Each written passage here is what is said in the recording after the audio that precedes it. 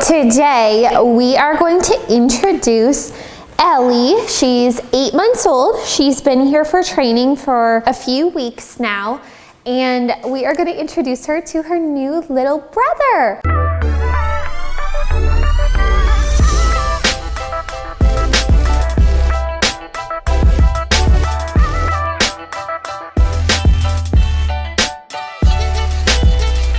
Her little brother is in that crate. So the very first thing that I would say is most important when introducing an older dog to a younger dog, and although she's not even a year old, she's had some socialization issues in the past. That's why she's here board and training with me. She was very reactive, resource guards, which we're still trying to work through. She just, with proper socialization with other dogs over the last few weeks, has gotten so much better. Her issues aren't entirely resolved, but she's gotten, look, she just realized he's in there. So when she gets alert, this looks purely positive. Yes, Ellie, come. But I'm just going to make sure that everything remains controlled by shifting her focus to me. So I think the number one thing when you're introducing a puppy to an older dog is to make sure that you have the puppy as calm as possible. So typically when you're introducing a puppy, there's so many different variables. It's a new dog. It's a new dog in the old dog's home, and it's a high energy dog who has zero self-control. Now, luckily this puppy is pretty chill on his own, but I'm gonna show you what to do if it's just you. If it's just you, you would want the puppy in a crate like this or a playpen, something to have a barrier there. So I think when you're introducing in a home, Ellie, yes, come here. Anytime she's looking at him right now, I'm just gonna shift her focus to me. Oh, he's barking. Oh, Ellie, look at me. Yes. Good girl. That was pretty typical. What she'll do is bark, but usually she won't snap out of it. So she's doing a lot better.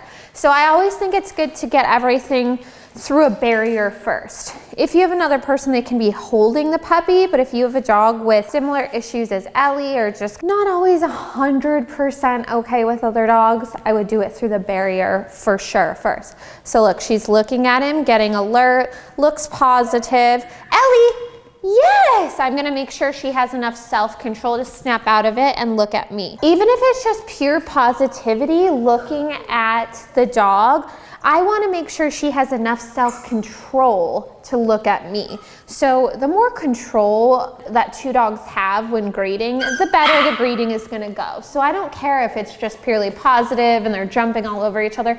Anything can happen when dogs are too overexcited and lack self-control. So focus is everything, of course. The best way to introduce two dogs is actually having them not care about each other. So doing everything you can to shift the focus over to you, not make it a big deal. So I'm gonna see if she can look at him and snap out of it on her own. She's doing really good with snapping out.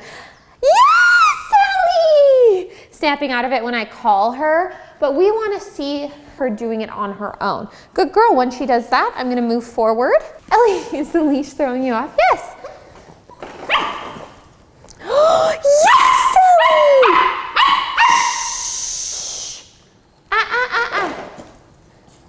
Yes! I'm really actually proud of her because these are instances that usually she would be freaking out, lunging, reacting at the dog on the leash. Oh, sit. Ellie.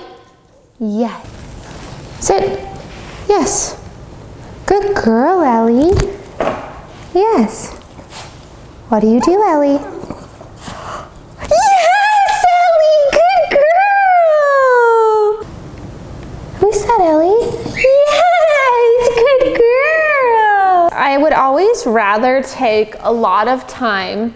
And a lot of time just depends on the two dogs and how smoothly their introduction goes. But I would rather take a lot of time if that means minutes, hours, days, weeks, if your older dog has a lot of issues, at introducing them gradually with boundaries first, as opposed to just jumping right in and allowing them to start off on the wrong foot. So I think that if you have zero issues through the boundary, working up to the boundary for a period of time, you're great. It's how I introduce my like aggressive foster dogs for a week, 2 weeks, depending on their aggression level with my dogs.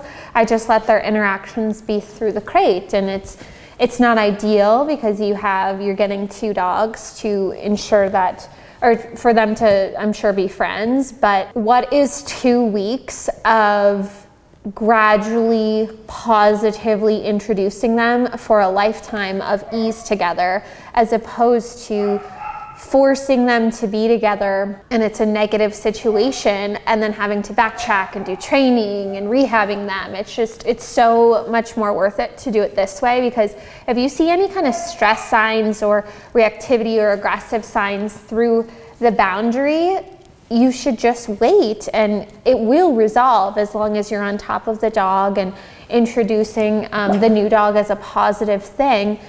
They will be able to work through it. You just have to have a lot of patience. So I'm shifting her mind here when she loses it to re-show her what I want her to do. We've done a lot of training of this. When you want to bark and react at dogs, look to me instead. And so she's gotten a lot better. So each time I do that, then I'm going to let her mind go back out and see if she'll do it on her own, but not going forward. Who's this, Ellie? Is that your brother? Is this your brother?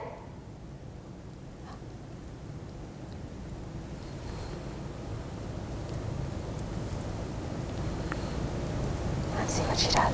Yes! Even this grace period of just like looking at him and not reacting is huge progress for her. 2 different levels of reactivity are: 1, will the dog follow your direction and snap out of it, which she was completely horrible at a few weeks ago and is now doing so much better. But level 2 then has to be at the same distance away once she does a level 1. Level 2 is letting her mind go and having her snap out of it on her own. So that's what I'm waiting for to show that she just has full self-control.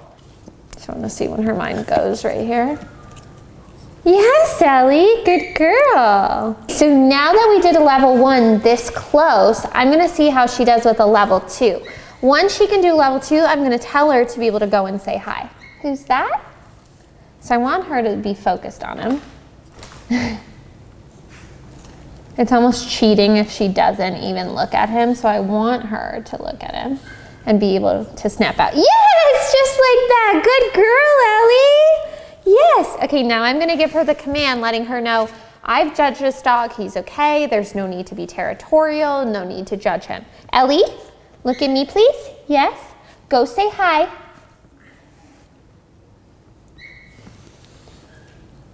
Hello, hi, can you say hi to it? Good girl. So now that it's been so controlled and she had too much focus on me, I stopped with the treats and I want her mind to go onto him.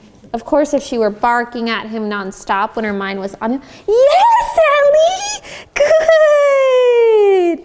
I wouldn't allow her mind to run, but once everything is good through the boundary, now I'm gonna take him out. Now again, this whole step that I've done in the last 20 minutes could have taken days or weeks. So don't think that there's anything wrong with it if your dogs don't get to meet without the boundary in the first day. I'm going to let him out. I'm gonna hold him first just so that he's not running all around everywhere, so that he stays controlled. Yes, Ellie, good girl, Ellie. Perfect amount of interest that she just had in him, enough to just sniff him and then go and play with her toy over there. Ellie, who's this?